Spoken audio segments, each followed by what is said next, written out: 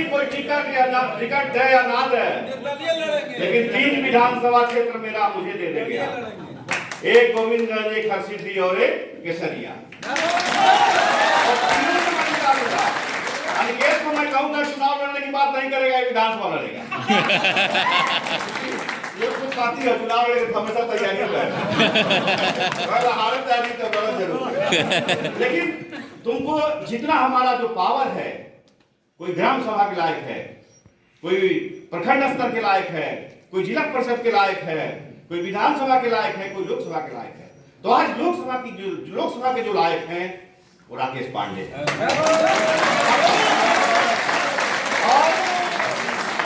और मैं कहता हूं आप लोगों से, मैं पूरे चंपारण में मुझे क्या है, मैं तो चुनाव लड़ूंगा, यहां से नहीं लड़ूंगा, राकेश जी लड़ेंगे, मैं वादा करता हूं। अगर मुझे टिकट मिलेगा, मैं कोई इच्छुक नहीं हूं, अगर मुझे टिकट मिलेगा तो मेरे लिए कई लोकसभा क्षेत्र बचे हुए हैं, वहां से मैं लड़ लूंगा। लेकिन वहां से नहीं लड़ूंगा, लेकिन अपने भाई को यहां से जिताने का काम करूंगा।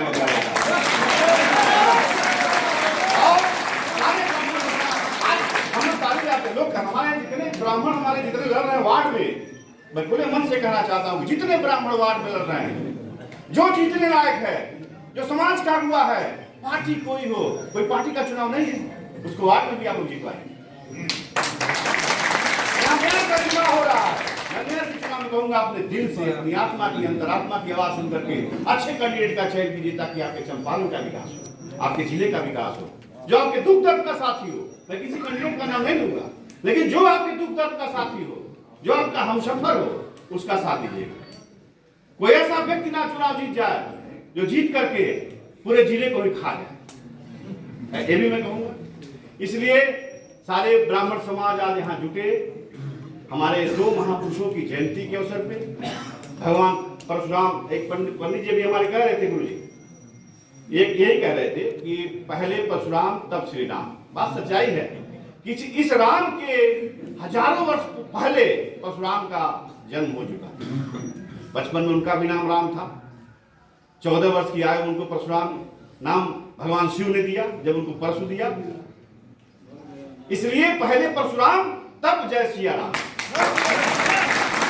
और सिया राम इसलिए कि पहले माता तब पिता, माता सिया, सीता माता, उसके बाद राम। तो ये दोनों बातें हम लोग के लिए अमल करने की जरूरत है। और सबसे बड़ी बात, आज हम लोग कसम खाएं कि सारे ब्राह्मण समाज अपने समाज के लिए जो भी उनके पास व्यवस्था है, व्यवस्था नहीं है तो कोई तन से करे, कोई मन से करे, कोई धन से करे, जो भी चीज है उनके लिए लड़ाई लड़े।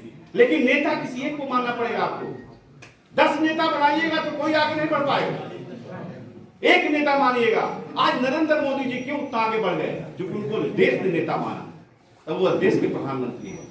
उनका समाज उनके साथ है, कहीं भी रहते हो समाज भी रहता है। और सारे समाज, ब्राह्मण, भूमिहार, ठाकुर, दलित, महादलित, पिछड़ी, अगड़ी, सब लोगों ने उनको अपना नेता माना, तब आज हमारे नरेंद्र मोदी जी प्रधानमंत्री।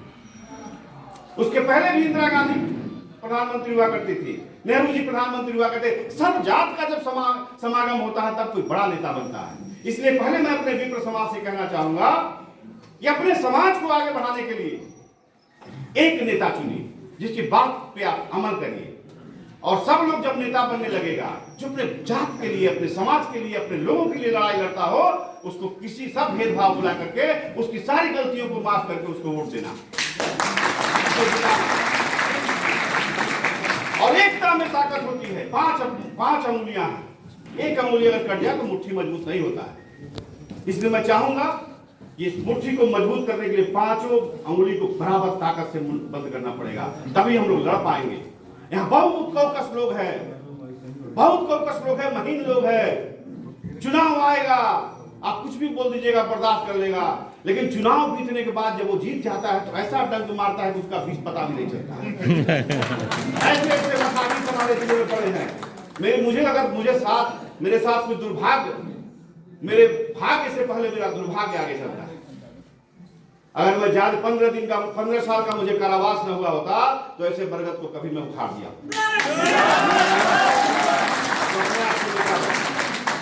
लेकिन मैं चाहूंगा, मैं चुनाव लड़ूं या ना लड़ूं, लेकिन मेरे समाज का कोई अगुआ कोई व्यक्ति अगर आगे बढ़ेगा तो उसको उसके तन मन धन और जान से मदद करूंगा, है मेरा। और अपने चंपारण में सरुत्तर गांव के रहने वाले राकेश, जो हमारे रिश्तेदार भी हैं, हमसे लड़ाइयां होती रहती हैं, झगड़े होते रहते हैं, लोग लगाते रहते हैं, ये भी हमारे खिलाफ बोलते हैं। मैं कभी नहीं कुछ बोला।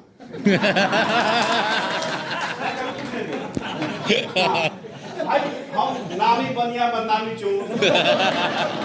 अगर हमारा कोई बाहुबली के बोलता है भाई हमारा बोलता, दूसरा कोई बोलते जबान हलत से खींच ले। दूसरा कोई अगर हमारा कुछ बोला तो हमारा हलत से जबान खींच ले, लेकिन हमारा भाई बोलस तो बोलस, जो वो थरिया रही तो बजबे करी। लेकिन स्पीकर में की सोचा ताकि सब आपस में लड़त और हम ये फायदा उठा ले, तो वो फायदा ना उठा करके ले बात पकड़ के खींच ले। हम ही कहता नहीं, ऐसे सब लोगों से आग्रह बा कि सब जात में मैसेज फैलाई कि के चुनाव लड़ के जीती, के काम करी, के वर्क करी, के आप लोग साथ दी। रघुवंशी है हमारे साथ विश्वास रखता नहीं। और आज मीटिंग में बहुत खुशी भई, ब्राह्मण समाज की मीटिंग है। गांव में कहावत बात मोबाइल में चेक हो जाएगी, सब कह देती। तीन गो आदमी अगर एक साथ हो जाला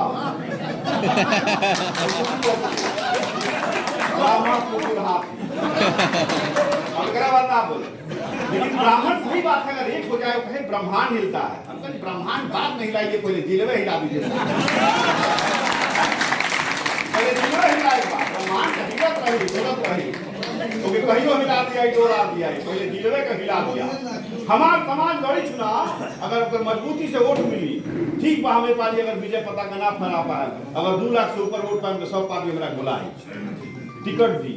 चला चुनाव लड़ा कोई निर्दलीय, जैसे निकेतन लड़ा चुनाव निर्दलीय, बड़ा वोटर आंदोलन स्वागत पंडित जी लोग कम में लोग दिल नहीं कर रहा है 10-15 हजार तो कोई ऊपर पार्टी और टिकट ले लो, नहीं देता है मैं। लेकिन वो बात नहीं करते, हमको जीतने के लिए लड़ना है।